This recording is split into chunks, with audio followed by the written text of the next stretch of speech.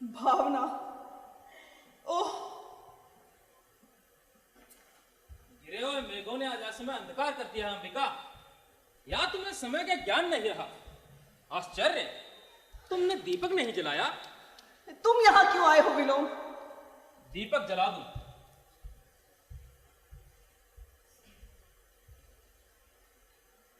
विलोम का आना ऐसा आश्चर्य का विषय नहीं। चले जाओ विलोम, तुम तो जानते हो कि तुम्हारा यहां आना। मल्लिका को सह नहीं है। मैं जानता हूं अंबिका, मल्लिका बहुत भोली है। वह लोक जीवन के संबंध में कुछ नहीं जानती। वह नहीं चाहती कि मैं यहां आऊं, क्योंकि कालिदास नहीं चाहता। और कालिदास क्यों नहीं चाहता? क्योंकि उसे मेरी आंखों में अपनी हृदय का सत्य जानता दिखाई देता है। उसे उलझन होती है। किंतु मेरा एकमात्र दोष यह है कि मैं जो अनुभव करता हूं स्पष्ट कह देता हूं। मैं इस समय तुम्हारे किसी दोष अदोष का विवेचन नहीं करना चाहती। देख रहा हूं, इस समय तुम बहुत दुखी हो। और तुम दुखी कब नहीं रही अंबिका? तुम्हारा तो जीवन ही पीड़ा का इतिहास है। पहले से कहीं दुबली हो गई हो। सुना है कालिदास उज्जैनी जा रहा है। मैं नहीं जानती। राज्य की ओर से उसका सम्मान होगा। कालिदास राजकवि के रूप में उज्जैनी में रहेगा। इसलिए मैं समझता हूं उसके जाने से पहले उसका और मल्लिका का विवाह हो जाना चाहिए। तुमने इस बारे में कुछ सोचा तो होगा? मैं इस संबंध में कुछ भी सोचना नहीं चाहती। तुम मल्लिका की मां और इस विषय में सोचना नहीं चाहती? आश्चर्य। मैं कहती हूं चले जाओ विलोम। कालिदास उज्जैनी में रहेगा और मल्लिका, जिसके कारण उसका नाम सारे ग्राम प्रांत में वाद का विषय बना हुआ है, पीछे यहां पड़ी रहेगी। क्यों अंबिका, क्यों? तुमने क्या सारी पीड़ा इसी दिन के लिए सही है? दूर से देखने वाला भी जान सकता है कि इतने वर्षों में तुम्हारे साथ क्या क्या बीता है। समय ने तुम्हारे मन, शरीर और आत्मा की इकाई को तोड़ कर रख दिया है। तुमने तिल तिल कर अपने को गलाया है कि मल्लिका को किसी अभाव का अनुभव ना हो। और आज जब जीवन भर के अभाव का प्रश्न उसके सामने है तो तुमको सोचना नहीं चाहती। ये सब कहकर तुम मेरा दुख कम नहीं कर रहे हो विलोम। मैं तुमसे अनुरोध करती हूं कि तुम मुझे अकेली छोड़ दो। मैं ये सब तुमसे नहीं, उससे कहने आया था। आशा करता हूं वह अभी यहां आएगा। मैंने मल्लिका को जगदम्बा के मंदिर की ओर जाते हुए देखा है। मैं यहीं उसकी प्रतीक्षा करना चाहता हूं। अधिक प्रतीक्षा नहीं करनी पड़ेगी विलोम। मैं जानता हूं तुम कब, कहां और क्यों मेरे साक्षात्कार के लिए उत्सुक रहते हो। कहो, आजकल किस नए छंद का अभ्यास कर रहे हो? छंदों का अभ्यास मेरी वृत्ति नहीं है। जानता हूं तुम्हारी वृत्ति दूसरी है। संभवतः उस वृत्ति ने छंदों का अभ्यास सर्वथा छुड़ा दिया है। आज निसंदेह तुम अपने छंदों के अभ्यास पर गर्व कर सकते हो। सुना है राजधानी से निमंत्रण आया है। सुना मैंने भी है। तुम्हें दुख हुआ? दुख? हाँ हाँ, बहुत दुख। एक मित्र के बिछुड़ने का दुख किसे नहीं होता। कल ब्रह्म मुहूर्त में ही चले जाओगे? मैं नहीं जानता। मैं जानता हूं। आचार्य कल ब्रह्म मुहूर्त में ही लौट जाना चाहते हैं। राजधानी के वैभव में जाकर ग्राम प्रांतर को भूल तो नहीं जाओगे?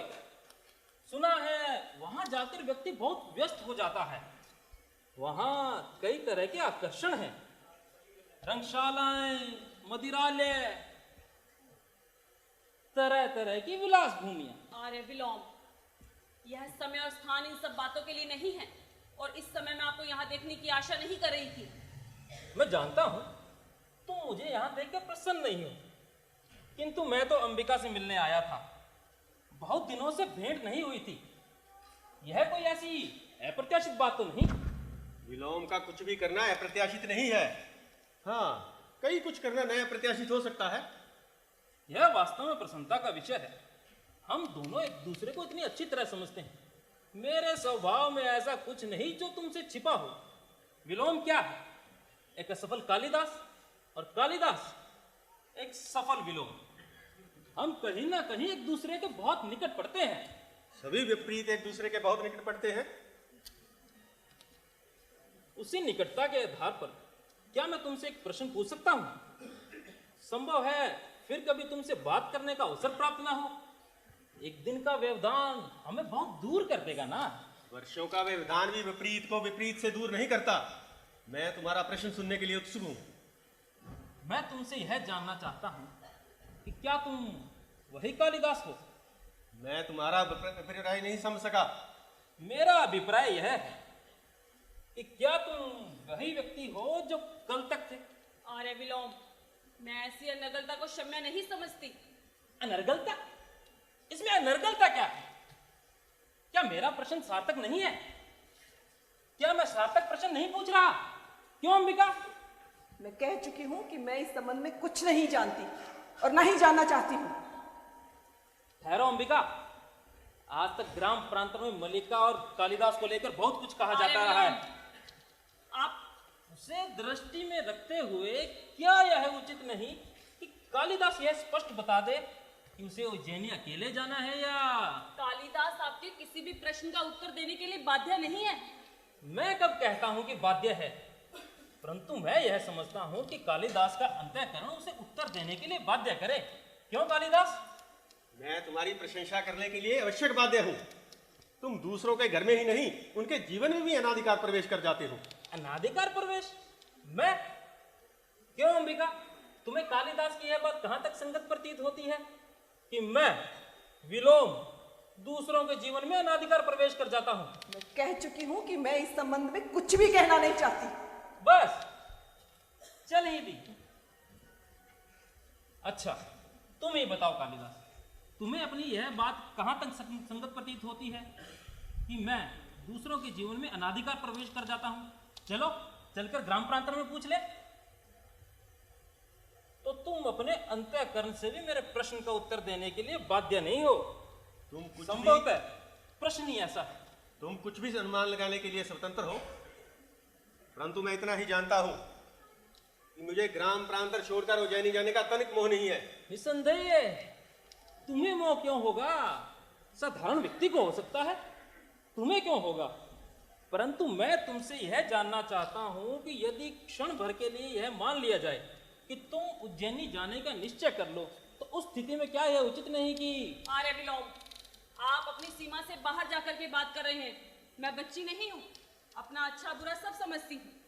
निस्संदेह आप यह अनुभव नहीं कर पा रहे हैं कि आप इस समय एक अनचाहे अतिथि के रूप में यहाँ उपस्थित हैं। यह अनुभव करने की मैंने आवश्यकता नहीं समझी।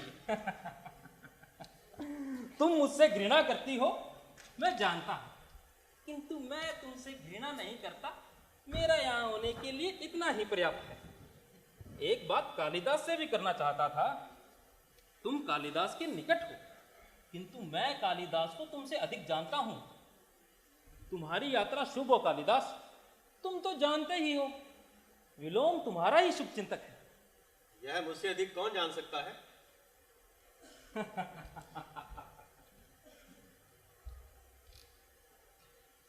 अनचाहा अतिथि फिर भी कभी आ पहुंचे, तब के लिए भी क्षमा चाहते हुए।